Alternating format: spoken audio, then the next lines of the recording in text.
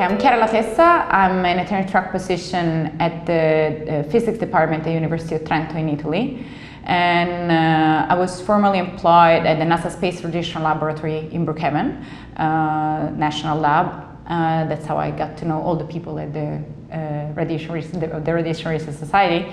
And for this interview, I'm here with another physicist who is now going to introduce himself. Hi, I'm Jan Schuemann. I work at MGH. I'm a radiation physicist there. I am doing research in Monte Carlo, anything around Monte Carlo for treatment planning, and now my main focus is anything trying to understand how cells work and the subcellular structures. We try to model them and the chemistry and the ideally biology behind it, but as we all know, it's complicated. So we just have to assume a few things and get the best modeling that we can with the data we have. In this sense, like, your work is much more difficult than mine. I'm kind of in the nuclear physics and whatever, and just the basics, so nothing alive, nothing. So, and then even if you know the Monte Carlo that are applied to nuclear physics are much, I think, the variable, even if there are many, they're a lot less than in any biological system. So yeah, you have to go away from the idea that you can model, like really just have accurate models of your physics. Because I come from the particle physics where you have your cross sections within small error bars, and you do your measurements with 5 sigma events, then you can start calling it a measurement, and here you have some kind of data that fluctuates more than your signal, basically. Yeah, exactly. It could be, yeah, true. So that's actually, for me, that's very difficult. Actually, Marco Durante, my first boss, he told me many years later, because I started as a biophysicist working on cells. That's what I did. I was working on chromosome aberration, and then I dropped the biology part. I still like it. I mean, I work around it, but not primarily. And I kept the physics, the nuclear physics side. And many years later, he told me, "Thank God you didn't stay in that field, because you would have been a terrible biologist." I said, "Thank you." That's from my former boss. Yeah. No, aside from that, how did you change? I'm curious, like, how did you change from fairly two different fields? Yeah, I don't know. I was doing particle physics. People always ask you what you do and what it's good for, and you say, well, the spin-off of things we do are like the internet and stuff, but the actual cross-section that I'm measuring is probably not relevant for you ever, or for really anything that you will be using. You never know, but it's just for your understanding of the world. But then I heard that there's this proton therapy thing, and it happened that they had an opening, and so I was intrigued because I could apply what I learned and studied for like 10 years before, and so it didn't feel like I'm completely wasting what I did.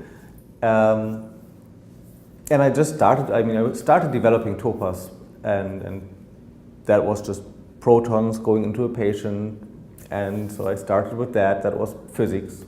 Then we start to include like RBE, and you start to understand that, yeah, really the important thing for patients is not the dose, although we prescribe dose, but it's what comes out of it, what it does to him. And then, you start to look at RBE, and you try to understand the data, and you see how widely spread the measurements are, and try to model it as good as you can. And at some point, you just have to realize that, yeah, there is. While I would like this to be a very well-controlled experiment, it's not, and there's fluctuations between labs and how you count things and how the radiation is or how the dosimetry is, and well, those you can usually figure out, but just interperson variations, intercell variations, and just got to give it up at some point and just really try to make it fit. That's why you start coming to the Radiation Research Society meetings, or well, that was because I started to, as a physicist, you think everything in the world is physics, and so you can describe biology by physics. And then in principle it should work. And so I was thinking, okay, I want to understand radiation, what happens at the cellular level. I want to know what, basically describe the processes one by one and model every single step. And so I started basically to do track structure Monte Carlo and cell modeling, or I was planning on doing that. And so Harald Paganetti suggested that I should come here to the meeting, and so I did. And because it was an awesome meeting, and I just went to the sessions, and there's just all this biology that I had basically no idea about, and but they have all these nice introductions, and so it was really good. For me, it was a really fascinating experience, and so I love the meeting, and I keep coming back. Yeah. Okay. How did you, I mean? How did I start it? Okay. So in general, so the maybe I should say first what I do. So I study the basics nuclear processes which are of interest which can be applied in radiotherapy with charged particles, or so like protons or carbon ions, hopefully, or with for space radioprotection. So the GCR, the SP are all charged particles, and their interaction with whatever material it's in between the space environment and the astronauts is something where nuclear physics happens. So there you go, basically the overlap between radiotherapy and space, which in general, when one say these two things, they have nothing in common, but the physics is kind of the same. So, and I started more onto the space part. So I was doing cross-section too also, and which was very interesting. Back then with the Berkeley group, they had this big NASA funding and to do a systematic study of the cross-section of interest for space and for Monte Carlo benchmarking. And then, I mean, for me it was really interesting, but it was always hard to explain to regular people what I was doing. Like at the end of my PhD defense, my family came, it's like, that was great, but what exactly do you do? So, okay. And then when I moved to GSI in Darmstadt in Germany, there where they had the first pilot project in Europe for the heavy ion tumor therapy, there I started to drift more or add to my interest also the medical side, which is of course interesting. And I mean, I don't want to say space is useful, but you know, medicine has a more direct impact on everything. More people somehow. Yeah, more people sort of, and then so this sort of add to the medical part, and even more. So I heard about the RRS meeting when I started there, because some of the people from GSI are usually attendees of this conference. And then even more when I moved to Brookhaven to work at the NASA Space Radiation Laboratory.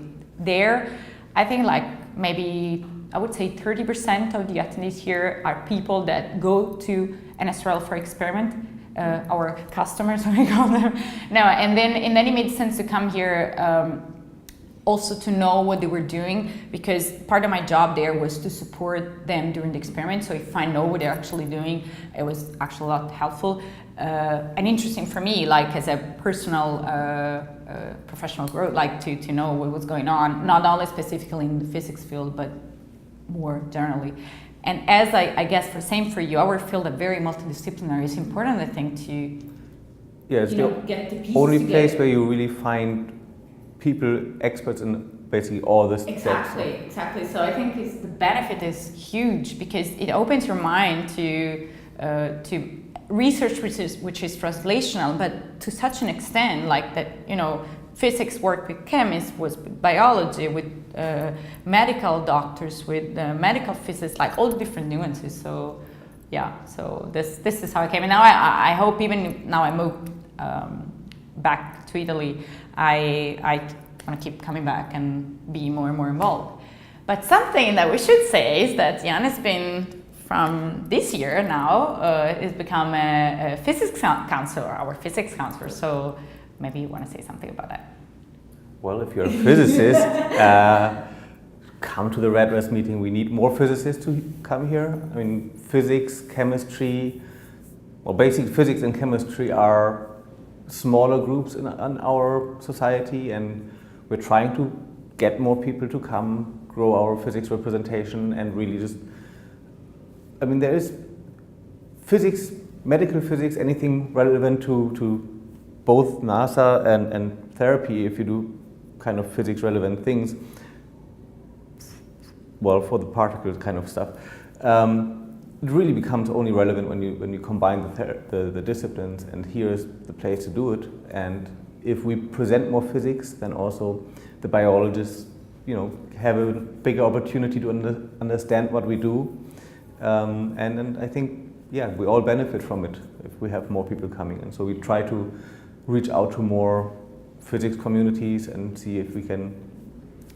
I agree, and I totally support you. You know that. No, and also and also I think that often biologists are scared of physics, because they see physics equal formulas, math, and I don't know. And instead, I think it's a lot more. And maybe we can try to convince them that we are a good tool for them and good help for them. Communicate it and not calculate all our equations on the blackboard while we're giving our presentations. Yeah. But yeah, I mean, there are many biologists that are interested at least in it, and I mean, they don't have to do physics, they just have to work with us. Yeah.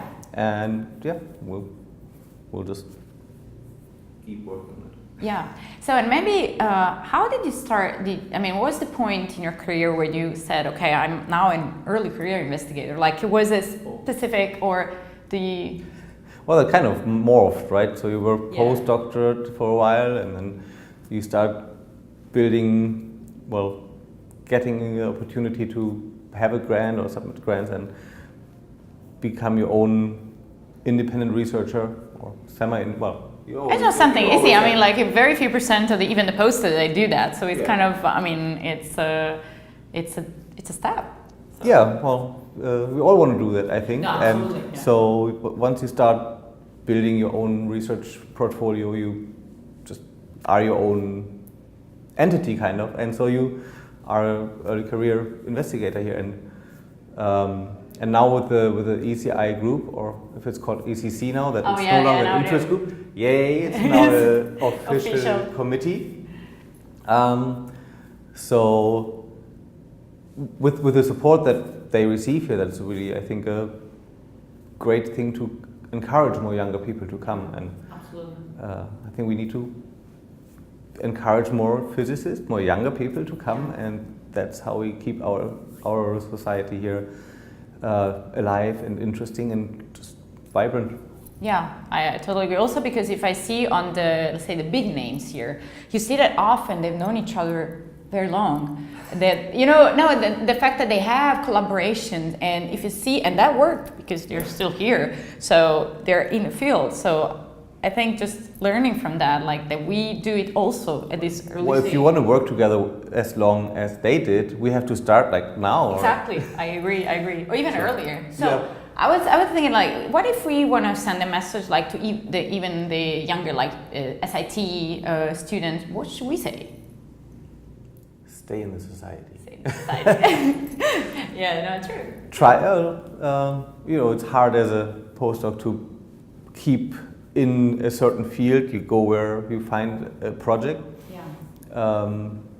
But if this interests you, and if you want to keep doing interdisciplinary research, just try to come here as often as you can, and it's really beneficial in so many ways.